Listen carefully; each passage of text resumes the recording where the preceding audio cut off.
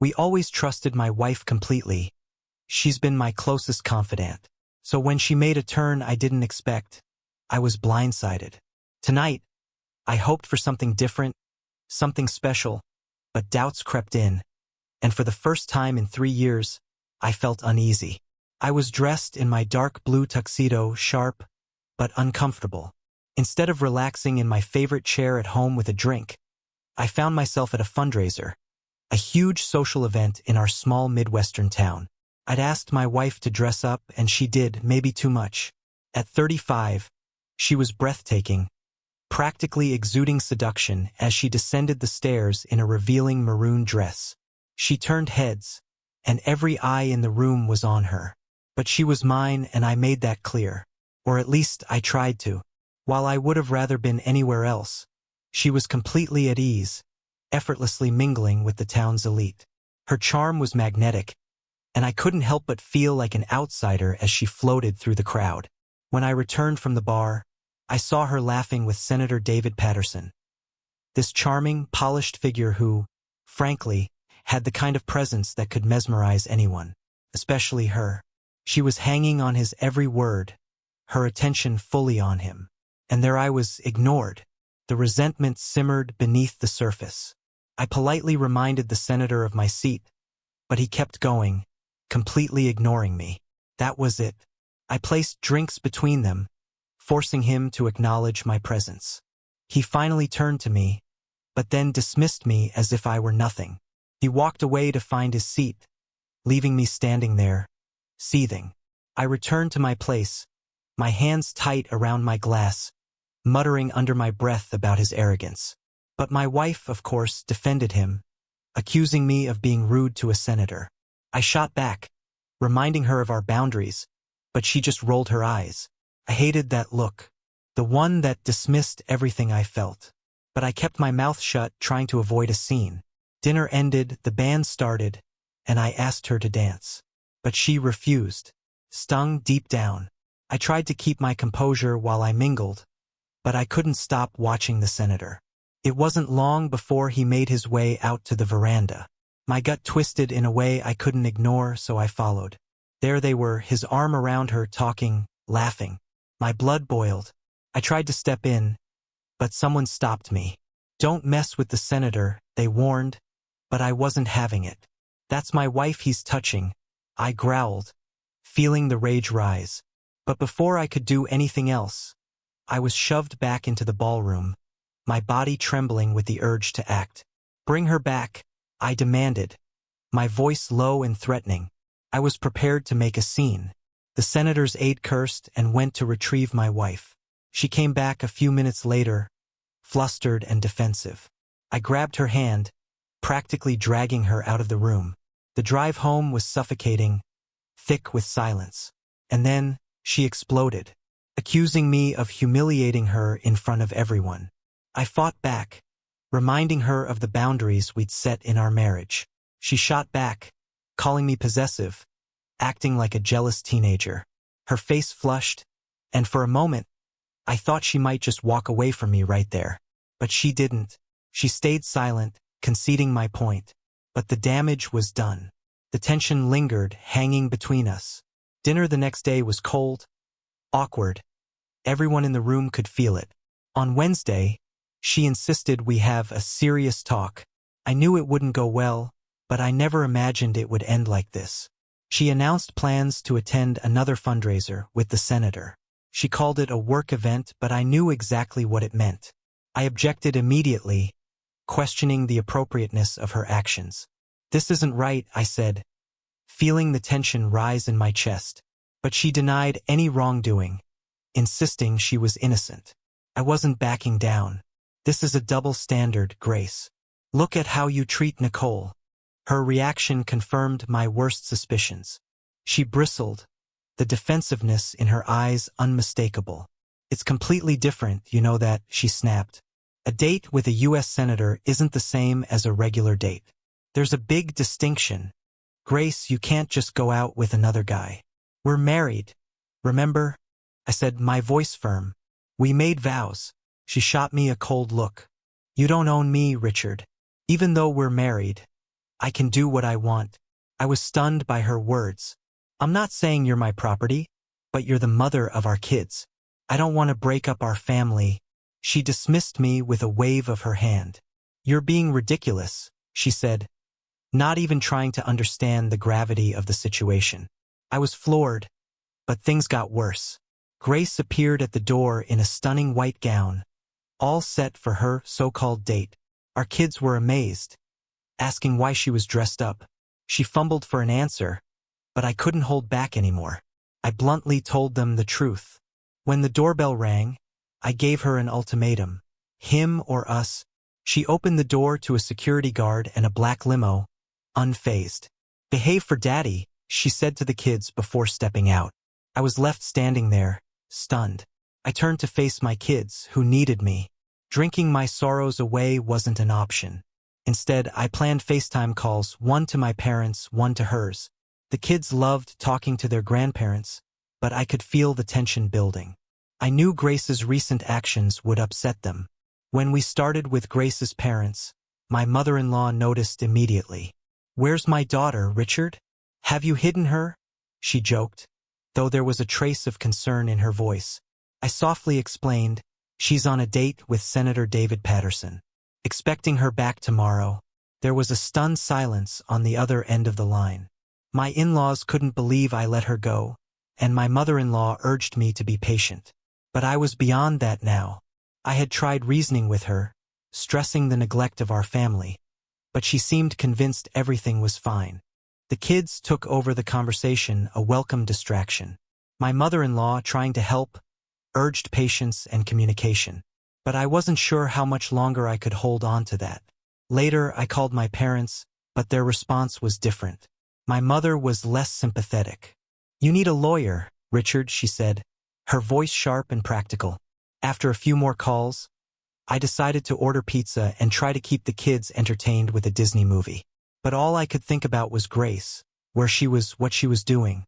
I struggled to fall asleep, the noise of ESPN barely a comfort.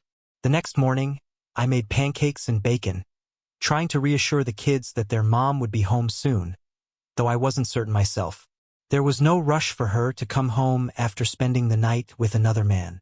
Around 1 p.m., the black limo pulled into our driveway, catching the attention of the kids and our neighbors. Usually, they would rush to greet her, but today they stayed put. They were just as disappointed as I was. Grace stepped out, still in the same dress from the night before, wrinkled, tired-looking. The night had clearly taken its toll on her. I sat quietly in the living room, waiting for her to come in. As she entered the house, there was no eagerness in her to greet me. "Hey," she said, acknowledging the night we'd spent apart. "Looks like you and the kids managed without me." "We did fine," I replied sharply, not bothering to hide the bitterness in my voice. She made her way upstairs, asking for some rest and a shower. I raised my hands in mock surrender, realizing in that moment that our relationship was over. There was no saving it now. My focus shifted entirely to making things as easy as possible for the kids, trying to avoid becoming nothing more than a weekend father. I wasn't sure how long I could stay, but I would stay until the kids graduated high school if I could. When Grace finally came downstairs around 7 p.m., I had already made dinner. I mentioned there were leftovers in the fridge, and she gave me a faint, almost pitying smile. The kids, sensing the tension between us, kept their distance. Once they were out of earshot, Grace turned on me. "You're poisoning their minds," she accused, her voice low and angry. I denied it, pointing out how her actions were already affecting them, and how it had impacted our neighbors too. "I didn't break up our family," I shot back. She shrugged off my words. "It's up to you," she said, shifting the blame entirely onto me. "If you can work on your ego issues, we can heal and keep our family together. But if you continue being petty and nasty, we'll have to go our separate ways. You'll be Mr. Part-Time Dad." Her words caught me off guard. I had expected regret, maybe some sign of remorse, but instead, all I got was resistance and anger. "Really?" I snapped. "It's 1 o'clock in the afternoon, and you couldn't get enough last night? You needed a half-day fling?" She paused, avoiding my gaze, but then she said it. "We can get past this, Richard. We can go back to how things were.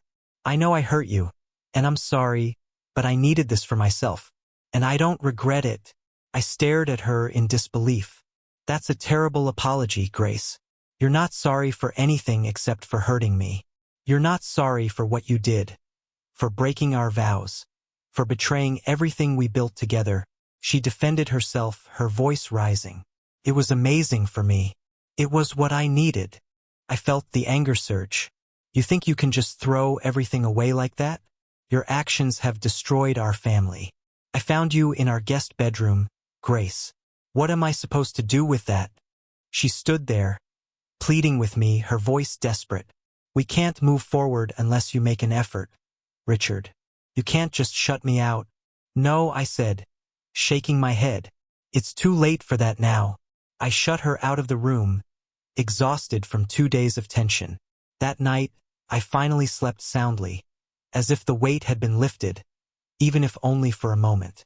The next morning, I stuck to our usual Sunday brunch routine. I made Belgian waffles just like I always did.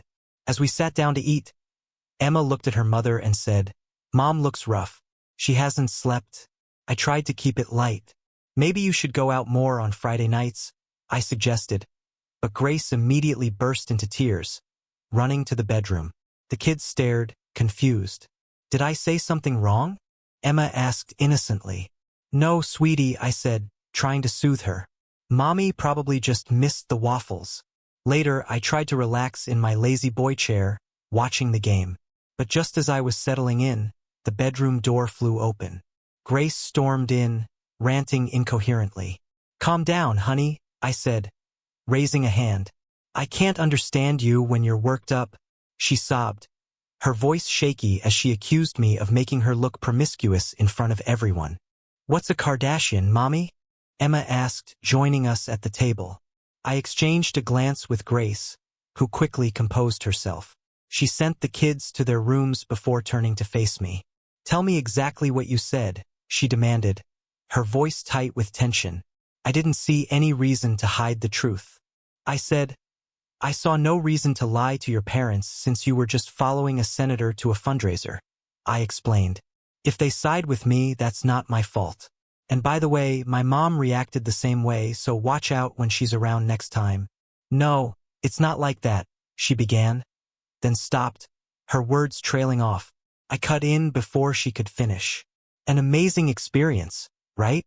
I said, the bitterness in my tone unmistakable. If looks could kill, I would have been a stain on the chair, but I didn't care. I gestured for her to move so I could see the TV. Without a word, she hurried out of the room. For the next 2 weeks, I slept in the guest room. I told the kids I had a cold and didn't want their mother to catch it. Emma likely figured out the lie, but like the impressive 7-year-old she was, she kept it to herself, not saying a word. I couldn't help but admire her intelligence, even if the situation was spiraling beyond my control. One night, about an hour after Grace had gone upstairs, I returned to our bed.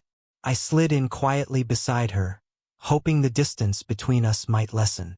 When the alarm went off the next morning, she snuggled up to me, the warmth of her body sending an unexpected pang through my chest.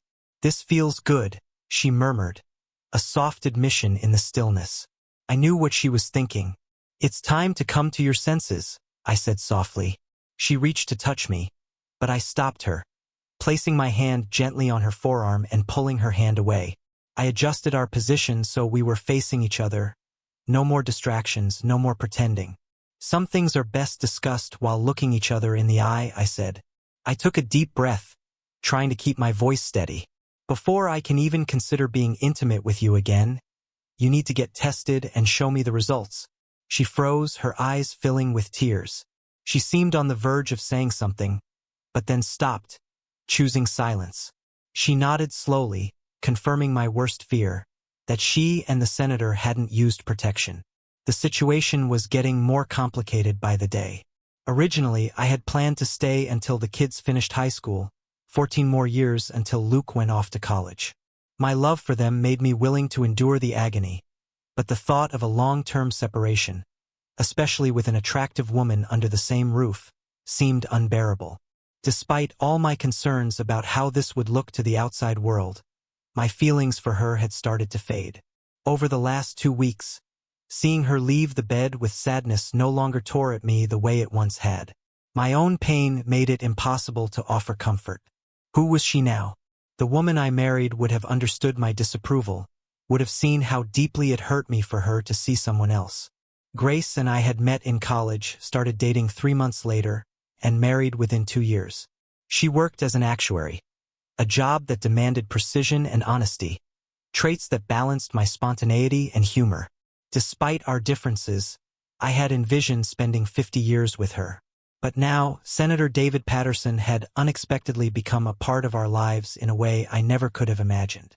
10 days after returning to our shared bed, Grace handed me an envelope when I came home from work.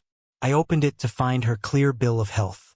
"Hope you're satisfied," she whispered coldly, her eyes hard as stone. "You have no idea how humiliating this was. I may never face Dr. Patel again." "Not my problem, baby," I replied flatly, my voice devoid of emotion. "Stay faithful, and you won't have to be embarrassed." She hissed softly, her anger palpable, but she couldn't argue with me. She walked away without another word. I pressed on. "How often has the senator contacted you?" She started to speak, but I silenced her with a raised hand. With a grimace, she handed over her phone. I scrolled through it, finding texts and calls from him, but no evidence of further meetings. "Damn it," I muttered under my breath. "We're on thin ice." She paused, then said seriously, "Agreed." She pocketed her phone and headed to the kitchen. That night, in bed, she showed me affection. Tentative, like she was trying to fix things. But it didn't work. An instinct took over, and I let her do what she wanted. But I didn't feel anything for her. I was just satisfying my own needs, not because I wanted her, but because I felt obligated. I knew she was trying to win me back, but my mind was elsewhere, lost in the fallout. Grace's abrupt return home sparked neighborhood gossip, sympathetic glances from men, and smirks from women who undoubtedly had their own ideas about what had been going on. I couldn't ignore the subtle shift. Rumors were circulating, and I could feel it in every glance. One evening, Emma came up to me, asking about the women's club. My heart sank as I tried to keep my composure. I explained Mommy's mistake and reassured her, but the hurt in my chest made it hard to smile. I hugged her tightly, hiding my emotions, knowing this moment would haunt me forever. I had to protect my kids from the truth, but it was killing me inside. Things gradually returned to a new normal in our household, at least on the surface. Grace tried to act like everything was fine, but it wasn't. I knew it, and I think she did too. Whether she admitted it or not, nothing would ever go back to the way it was before. I couldn't fully trust her again. I couldn't forgive her, nor could I forget the profound disrespect she'd shown me and our family. To borrow from Tina Turner, what does love have to do with any of this? 6 months later, Grace seemed to realize something had changed. Maybe she finally found the courage to speak up after everything had settled. One evening, she initiated a conversation. I turned away to sleep as I always did, keeping the distance we had grown accustomed to. Before she could speak, I heard her crying softly. "Richard," she whispered, her voice breaking. "Can we talk?" I sighed. "What's up?" My frustration was palpable, but I tried to hide it. "Could you please turn around?" she asked, clearly irritated. I sighed again, masking my frustration, and finally turned to face her. She kept glancing at my eyes, as though searching for something. "Do you realize how long it's been since we were close?" she asked softly. I felt the ache of her words, but I wasn't ready to give in. "Say it," I insisted. "Say what you really mean." She hesitated, her voice barely audible. "You satisfy me physically, then you sleep. You make sure I'm happy, but it feels purely physical. And you haven't hugged me since. I missed that closeness." I paused for a moment, my chest tightening. "You can't even say those words, baby," I replied. "Your date. You cheated on me with him. Admit it. I'm not stupid. You went on a date and didn't come back until the next day. What was that?" She protested, but I couldn't hide the disgust in my voice. "Yes, We were intimate on Saturday night, she admitted, her voice soft but steady. And it was great. He was gentle and caring, just like you. Really, it was an unforgettable experience. That's why we're not making love anymore. Don't you see? I spat, anger rising. You gave him something that was supposed to be exclusively mine, and you enjoyed it. It was unforgettable, as you said. Come on, Richard, she tried to soften it, but it only made my skin crawl. It was just one night, 2 days. Statistically, that's nothing compared to the hundreds of days we'll spend married. We can forget about it if you're willing to try. Thanks for the math lesson, I shot back coldly. But I've never seen our marriage as a math problem. I paused, a thought striking me. Would you feel the same if I did it with Anna Smith? You know, Anna Smith, the divorced blonde who lives nearby with a nice figure? Almost every woman on our street watches her closely with their husbands. She froze. Wait, are you suggesting you want Anna? Her voice was almost pleading. No way, I answered, but I could see the seeds of doubt in her eyes. Listen to your inner voice. I never said I wanted Anna. I was just curious about how you'd react if I did the same. Her face twisted in confusion, and then, just like that, it clicked. Her expression turned to anger.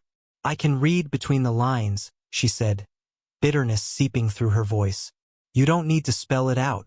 You know, I began, my voice steady but venomous, because of what you did.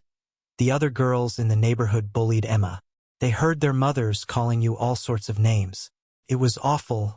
Her anger shifted to disbelief. Emma never said anything. She whispered, trying to process it all. I nodded, not giving an inch. Sorry isn't enough. You called that night unforgettable? It was unforgettable for all the wrong reasons. The betrayal, Grace. That's what made it unforgettable. I turned away and headed to bed, not caring what she did next. To her credit, over the next few months, Grace tried to show some effort. She started being a better mother. At least that's what she wanted me to think. I'd always been the one taking care of the kids. But now, suddenly, she was driving them to activities, offering support, trying to make it look like she was prioritizing family. It made me wonder, had she finally figured out that putting the family first was the key to keeping us together? What a revelation. The kids seemed to like the extra attention. But my daughter, being wise beyond her 8 years, saw right through it. Mom is really trying, Daddy, she told me one day, her voice full of concern. I hope she gets a proper apology for whatever she did wrong. I tried to smile at her, genuinely admiring her perceptiveness. On the surface, everything seemed normal in the Wilkerson household. I worked hard to keep up appearances, while Grace seemed determined to regain my favor and maintain the facade of normalcy. But deep down, we were just two people living under the same roof, sharing some benefits, and she hoped I'd give in eventually. Couldn't. Deep down, part of me still had feelings for her, but I couldn't forget what she had done to me, to us, to our family. She had been the center of my world, my everything. But she complicated it all by continuing to contact that damn senator. I monitored her calls and messages after her date, and though she kept things clean, she didn't realize how easy it was to clone a phone and see every communication. His messages kept coming, and she kept him at a distance, for now. Can we meet up soon? I'll be in town, he texted a month ago. My husband is still mad about last time, she replied. I wasn't impressed. A month later, we celebrated our 10th anniversary with a family trip to Chuck E. Cheese. The kids had fun, but Grace was visibly upset. She waited until they were distracted, playing, before she finally spoke. We've always celebrated our anniversary with a special night. Just us. You're breaking tradition because you're still holding a grudge. When did you become so petty? She asked. The answer to that was the same as for many other questions. About the same time you went on that date. You did this to me. To us, I replied. Can't you move past this? She pleaded, her voice softening. How often do you two still communicate? I asked bluntly. She smirked, pulling out her phone and handing it to me. I snatched it out of her hand, tossed it into the air, and caught it. I know you've erased any evidence of your affair, but I bet the records of old texts and calls are still there. Even if you didn't initiate them, Why haven't you explicitly cut him off? Her face turned red, and she looked away. It was a rhetorical question, but the silence between us spoke volumes. In the middle of all this chaos, my job and my kids were the only things keeping me grounded. My colleagues had started commenting on how I looked like I needed sleep, how stressed I seemed. I could feel an ulcer forming in my gut, and my drinking was getting worse. I rarely slept, spending endless nights staring at the ceiling, wondering what had gone wrong. Grace claimed to love me, but it was clear her actions didn't align with that. She justified everything she did as separate from our relationship, as if it wasn't connected to us at all. She felt no guilt, just regret, for the pain she'd caused me. I was still waiting for the other shoe to drop. Unexpectedly, my mother-in-law became a surprising source of support. She called me repeatedly, expressing regret for her daughter's actions. "We're sorry, Richard. We didn't raise her to be so selfish. I hope you can find a way to move past this," she told me on one of her calls. I sighed and hung up. I grabbed another cooler of beer and made my way to the kitchen. Tonight was supposed to be a break, but even the usual neighborhood summer picnic didn't feel right. The grills were going outside with a spread of hot and cold dishes, fruits, desserts, and drinks. The weather was perfect, around 80 degrees Fahrenheit with a light breeze, but it all felt hollow. The gathering had started a few hours ago, and it would go on for several more, but all I could think about was Grace and the mess we were tangled in. These get-togethers were supposed to be fun, for everyone. But for me, they felt like a constant reminder of the life I'd lost. As I moved through the house, I heard the sound of female voices coming from our home office, an area that was usually off-limits to anyone who wasn't family. I had planned to redirect them to the family room, where most of the activity was happening outside, but occasionally, someone would come inside for the AC or a quiet chat. But this time, something felt off. Yeah, when Richard takes charge, I can't help but think of him. He's assertive, driven, and focused on his goals. Sometimes, I can't shake the memory of that night. It's something I'll cherish forever, Grace said, her voice low but clear, speaking to one of her friends. I stopped dead in my tracks, my legs going weak beneath me. How many people know about my betrayal? The laughter that followed made my stomach turn. There were 3 of them in the room, talking about me like I wasn't even there, like I was the joke. I fought the overwhelming urge to vomit, barely making it to the restroom in time. My body convulsed as I emptied everything I had eaten from the night before and that day. When I finally managed to clean myself up, I grabbed the cooler and went outside, trying to hold myself together. I handed beers to the guys at the grill, trying to act normal. "Hey, Richard, you okay? You seem off," Mark Evans asked, his concern laced with a touch of curiosity. "I'm good," I muttered, drifting away, not really hearing him. I stayed silent for the rest of the picnic, focusing on anything but the pain bubbling up inside me. When Grace and her friends returned, I felt the eyes on me, sharp, accusatory. There were smirks, and though I couldn't be sure, it felt like every woman at the barbecue was sneering at me, like I was some pitiful fool. Maybe I was losing it, but it was impossible to ignore the weight of their judgment. Later that night, after putting the kids to bed and finishing the cleanup, I couldn't hold it in anymore. I confronted Grace.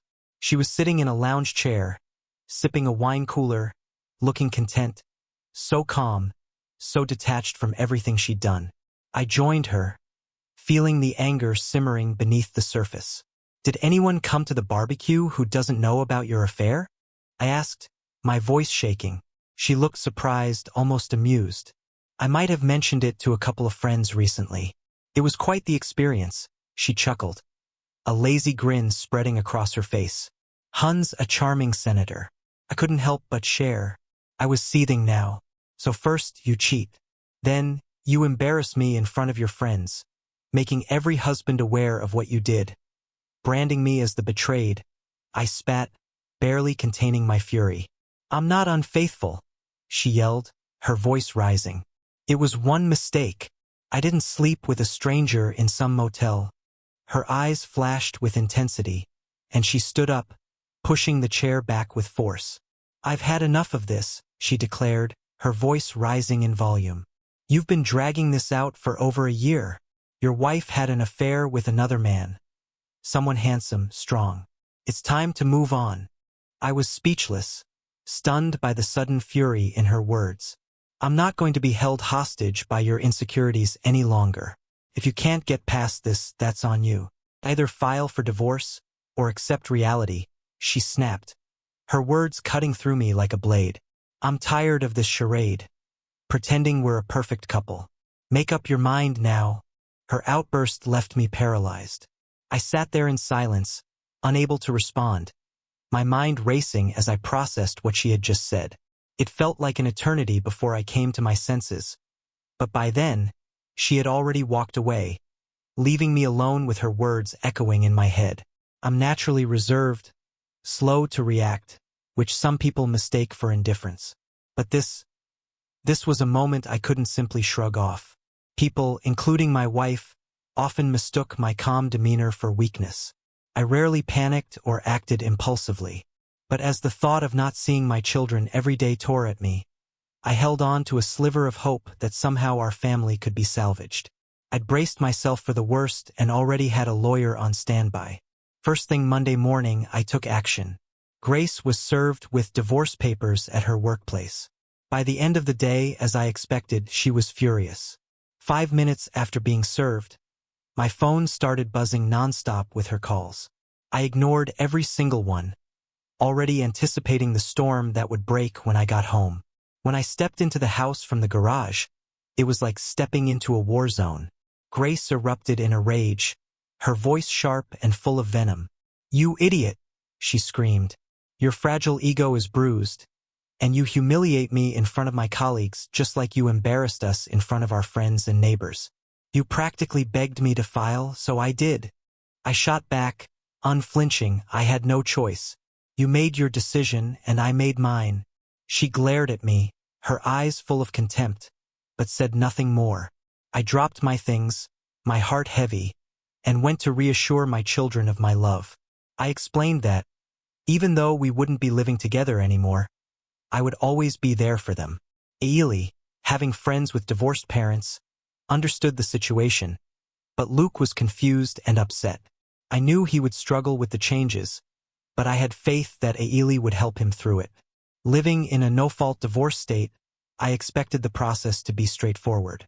Grace would likely get primary custody, the house, child support, and some alimony.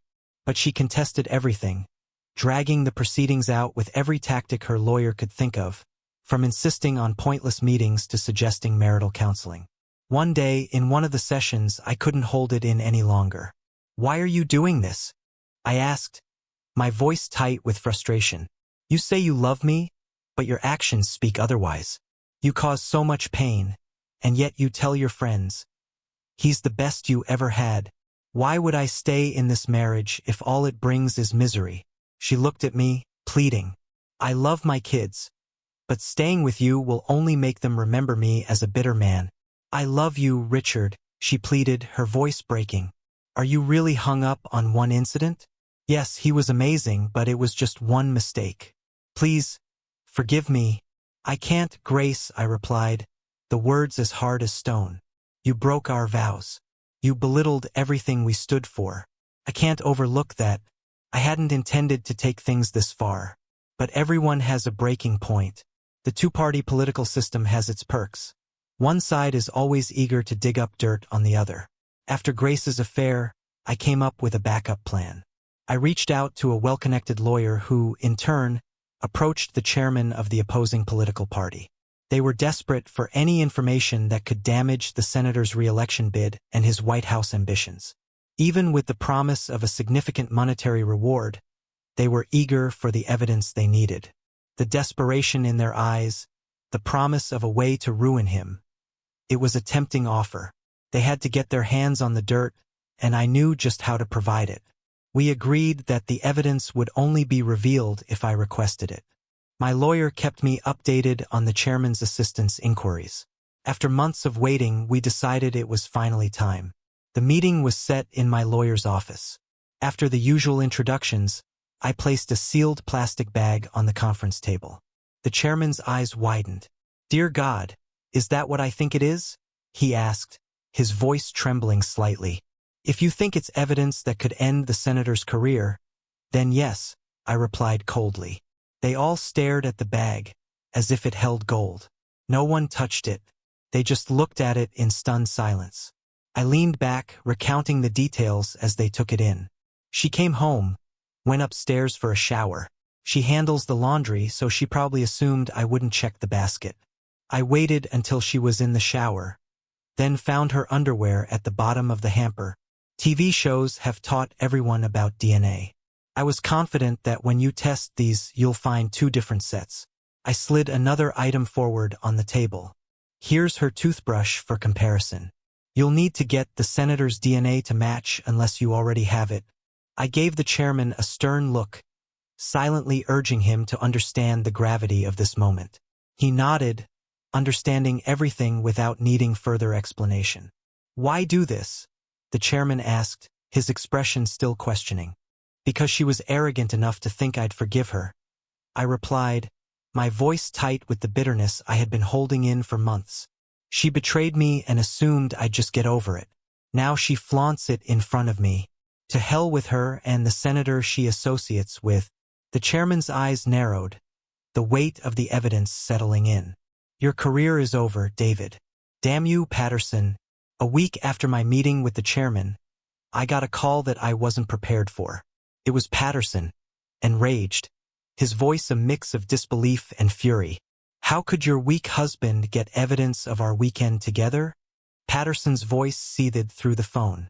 I didn't need to say anything at first. The phone call had taken me by surprise. I used to clone her phone. I had admitted to her months ago that I had tapped her phone, and that they hadn't been communicating through that means anymore. What did you do wrong? She asked when I returned her call 90 minutes later. I knew what she meant, but I was feeling spiteful. I decided to toy with her. I just ordered a pepperoni pizza with garlic bread. Why do you care what I eat? She snapped. Wait, how do you know what I eat? I could feel the frustration radiating from her, but I didn't back down. From past experiences, I said. I know you despise my actions. You might have seen me as weak, but you knew better. Well, you seem to have gotten back at Senator Patterson somehow, she said, her voice dripping with venom. He threatened me because of something you did, but wouldn't say what. Thanks for that. My parents are furious. Yours too. Elise is avoiding me. And you can't grasp that what David and I did was unrelated to our relationship. I had to hold back a laugh at her attempt to justify herself. Yes, about that, I began, my voice turning icy. Senator Patterson, who seemed so certain of re-election, suddenly dropped out of the race 8 months before the election, citing mental fatigue. She went silent on the other end of the line, the weight of the words hanging in the air. With everything else in my life, I hadn't thought about dating again. But now, with the chaos of my marriage finally reaching its breaking point, the thought crossed my mind. My daughter casually brought it up one day. Daddy, when will you start seeing other women?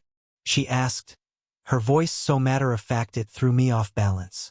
My kids were with me for the second weekend, and as I tried to adjust to this new life, I hadn't really thought about the future beyond caring for them every other weekend and a few weeks in the summer. Linda's mom really wants to go out with you, Elise added. I was stunned. My jaw practically dropped. In the chaos of the divorce, I hadn't considered what would happen once it was over. Was I even ready for that? She mentioned it, Elise continued. And you're okay with that? I asked, taken aback. Well, she didn't directly tell me, Elise explained, but I overheard her talking with Annie's mom. But yeah, I'd be fine with it. Just please, she hesitated, her eyes widening. Not Marcy's mom. None of us kids like her. Kids have a way of picking up on things, don't they? I was shocked by how casually she talked about it. Linda's mom has been divorced for about 5 years, Elise said. She had a really terrible husband, but she's a lively blonde, with curves, and still carries that cheerleader spirit. I had never considered the possibility of her being interested in me. When you're married, you just don't think about other women. At least I didn't. Was I naive? Elise kept watching me closely, and in that moment, I felt a weight I hadn't expected. It's okay, Dad, she said softly. I'm almost 9, I get what divorce is all about. Luke and I will be fine. Just take care of yourself. It felt like being thrust back into the dating scene, like I was just supposed to jump back in and figure it out. Linda's mom, Susan, became my first date after re-entering the dating pool. It was nice, though it felt a bit forced. I told her I wasn't emotionally ready for anything serious, not after everything that had happened. She smiled warmly and assured me that I didn't owe anyone an explanation. Susan was kind and surprisingly insightful. She became something like a crash course on navigating life as a divorced parent, offering me advice that was both comforting and practical. She even hinted that, given my reputation as a good father with a decent career, I might catch the eye of other divorced moms. She added, almost shyly, that I wasn't unattractive. She blushed when she said that last part, making me smile despite myself. I dated Susan and a few other divorced mothers over the following months. Sometimes I hardly thought about Grace or our past marriage. But when the loneliness crept in, it was never enough to make me consider reconciling with Grace. I refused to entertain that idea. The betrayal still stung too much. The thought of her with the senator, after everything we had built, was too much to forgive. Grace, on the other hand, quickly brushed off her affair as a foolish mistake. She promised it would never happen again. A foolish mistake? I sneered, my anger bubbling over. It wasn't just poor judgment, Grace. It was a lack of respect. It was pure selfishness. You chose an affair with a senator over your family's well-being.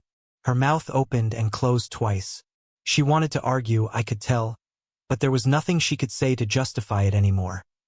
Not when the senator seemed so out of reach, so unwilling to keep the connection alive.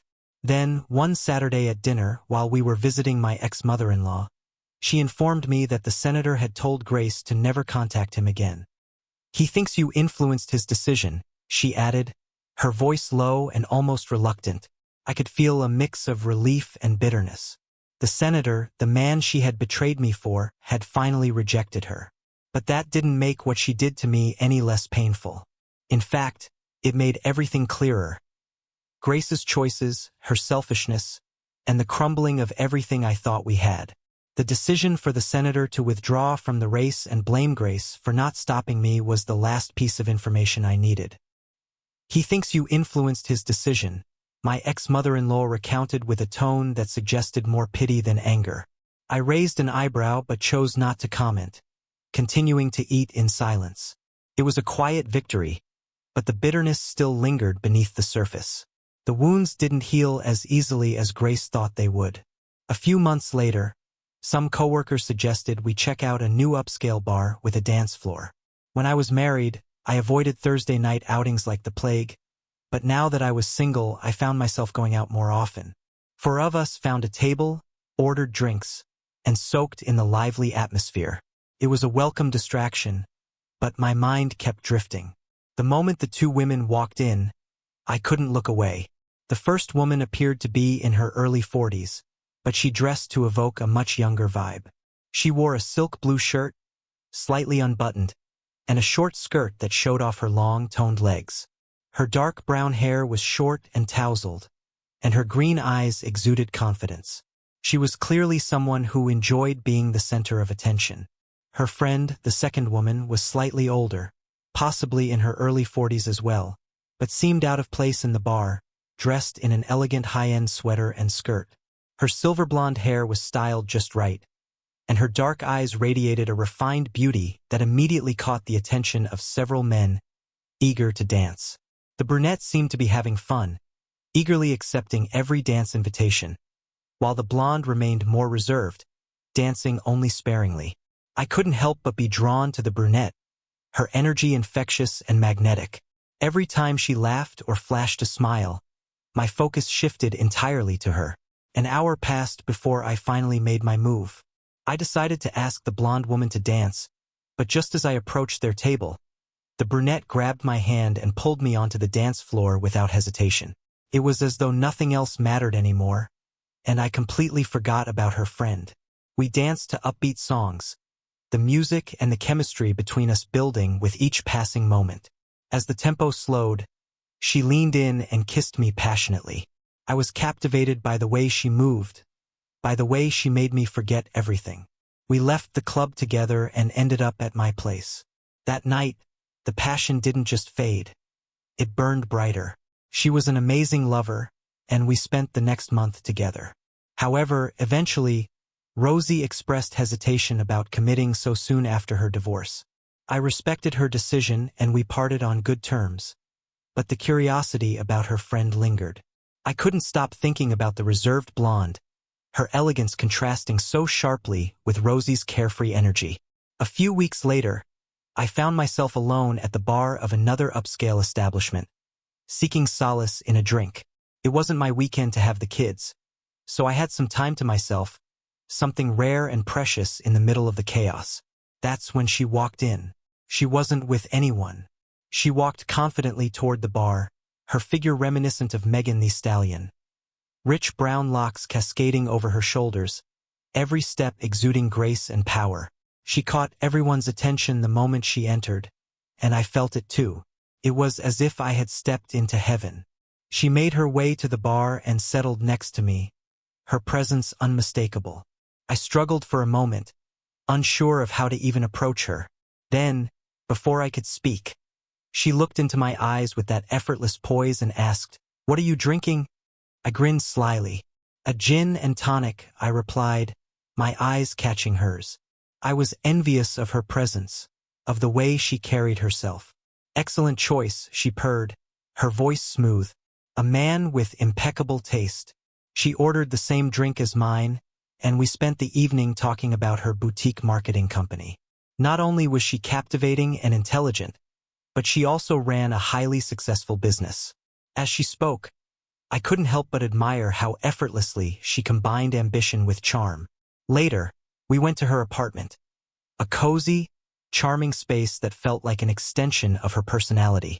She mentioned her preference for lovemaking in her own bed, explaining the psychology behind it in a way that made perfect sense. With her toned physique, I couldn't believe she was 45. She was in incredible shape, and every inch of her seemed to exude confidence and allure. Our first encounter was unforgettable.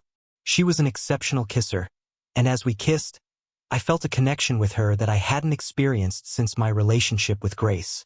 The night was passionate and intense, but it wasn't just about the physical connection. Laura Johnson opened up to me more honestly than Grace ever had during our 9-year marriage. In just one night, she shared more about herself, her career, her desires, and her boundaries than Grace ever did. Laura was clear about her priorities. Her career came first, and she had no interest in having children.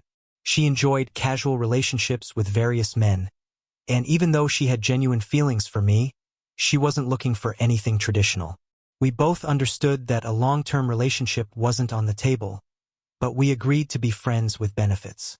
That arrangement lasted for about a year, until Laura unexpectedly fell for a younger man. Despite the divorce, my bond with my ex-mother-in-law remained strong.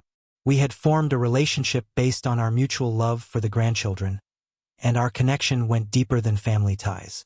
One day, she hesitated before asking me a favor. "Richard, can I ask you for a favor?" she said cautiously. "Of course. As long as it doesn't involve your daughter," I replied, raising an eyebrow. She smiled but looked serious. "I'd like you to accompany my personal assistant to their upcoming company Christmas party. She's been through a lot, Richard. A nasty divorce from an abusive cheater. She hasn't dated since, and I think she needs to see that not all men are terrible. I think you're just the decent guy she needs." I was surprised. "It wasn't every day that your former mother-in-law sets you up on a date." "Just one thing, Mom," I teased. "Please tell me she's not boring." Mom laughed. "I think you'll be pleasantly surprised, Richard. You might even let us keep the kids for a night or two." Mom was right. I was pleasantly surprised. Vanessa, as she preferred to be called, was a delightful woman. She had a charming personality and a well-proportioned figure. She had a habit of wrinkling her nose and squinting her green eyes when she laughed, and I found it endearing. Throughout the evening, I made sure to give her my full attention. Vanessa seemed to appreciate it, and we engaged in lively conversation. We sat with my in-laws at the table. Mom was as graceful as ever, while Dad was reserved at first but warmed up as the night went on. I impressed Vanessa with my dancing skills, something I had honed over the years to please my ex-wife. Vanessa matched me step for step, especially in the faster dances. We moved together perfectly in the slow dances, as if we had been partners for years. The ease with which we danced made me forget about everything else, if only for a moment. The feeling of her body close to mine was something I hadn't experienced in a long time. It had been years since I felt that kind of connection. As I escorted Vanessa to the door after our evening together, she leaned in, pressing her lips gently to mine, leaving a sweet, lingering kiss. As she pulled away, she handed me her phone number, a subtle invitation to continue what we had started. After a few days, I called her, eager to set up another date. She agreed, and we made plans to dine at one of the city's finest Italian restaurants, followed by an art exhibit at a nearby gallery. When we met that evening, I was impressed by how much more provocatively Vanessa dressed compared to our first meeting at the Christmas party. She looked even more alluring, and I couldn't help but admire the confidence in her walk, the way she carried herself. We had a wonderful time, and after that night we went out 3 more times before deciding it was time to introduce our children to each other. We spent a fun day together playing mini-golf and having a picnic in the park. The 2 girls bonded quickly, laughing and chatting like old friends. My son, however, was less enthusiastic. He was at that age where he still thought girls had cooties, and the thought of sharing his space with another girl seemed like a strange concept. But Vanessa and I continued to see each other regularly, blending our families more with each outing. Then, a few weeks into the new school year, I got an unexpected call from Grace. "I'm not sure what your girlfriend is teaching our kids, but your son was in the principal's office today for fighting. His face is a mess, and he's been suspended for 3 days, Grace fumed. "He keeps saying it started with this Monique girl he calls his sister. First, you don't have the right to insult my girlfriend," I replied, trying to stay calm. "I'll come over after dinner and take Luke out for ice cream.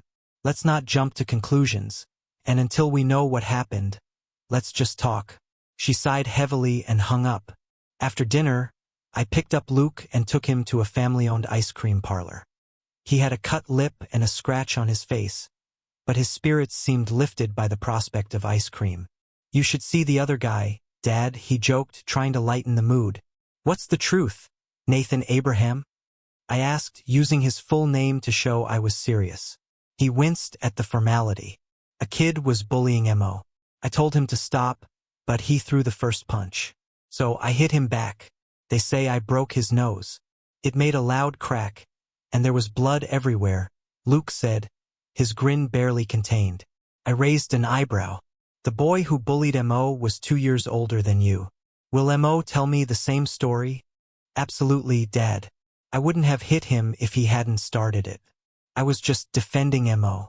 You always tell me to protect Ally, so I thought it applied to Mo too. She's really small, Dad." Luke had a point. Monique was petite, much shorter than her peers, and I had always told Luke to look out for his sister. Now, it seemed he saw Monique as part of his family too. The innocence of childhood sometimes surpassed the wisdom of adulthood. "I commend you for defending Mo," I said, my voice softening. "But let's keep this between us for now. I'll talk to the principal and see what can be done. You might want to update your mother on Mo's status. It seems you and Elise have a bond that's stronger than I thought." Luke looked at me, a little unsure, but understanding my intentions. He nodded quietly. I hadn't been keeping Grace fully informed about my life, which I appreciated, but it might be better coming from me. "Luke," I said, "understand something. You need to talk to your mom about all of this, especially what happened at school. It might be better coming from you." Luke nodded, understanding completely. Kids grow up fast these days, and he was right. It was time to make a commitment to Vanessa. "Dad," he said with a mischievous grin, "when are you and Vanessa tying the knot?" "She's amazing." I smiled at his excitement, but it also hit me that it was time to take that step. I knew I couldn't wait forever, and my son had given me the nudge I needed. The next day, I reached out to the principal. The school had a strict zero-tolerance policy for fighting, no matter the circumstances, and they enforced it without question. After interviews with witnesses, the other boy involved, the aggressor, received a 6-day suspension. Even though I didn't fully agree with the policy, I advised Luke to accept his punishment without contesting it. I made sure to reassure him of my full support, and I promised him that once I could afford the ring, I would propose to Vanessa. Things took a turn when Grace found out that Vanessa was my mom's personal assistant, and that my mother had set us up.